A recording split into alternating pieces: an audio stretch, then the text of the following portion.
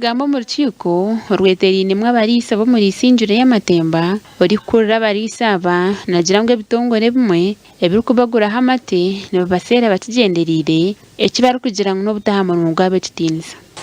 twenda korekerera kandi twenda korekerera izo no kurunda katareka amata. We are going to leave no stone unturned umukurunda katareka amata. Erizo ayitu kugambira fama egiperiyo de hwire nsako bashasha shingira 12 gorut ubwo habwira abarisa batahibe kandi yarabure bitongore ebi ngo amatene bija kugumana bagahereze bitongore ninga abantu buntu abaruko bahakabekirireyo obuteko maharpara mukamanje hari umwana wa para atakankwata ku tweko maharpara para erde kumbi egiperiyo de hwire ginjeje ekanjira ngo yanyongeza yatika ya amateka atashingira 12 kwaje kushashura shingira 10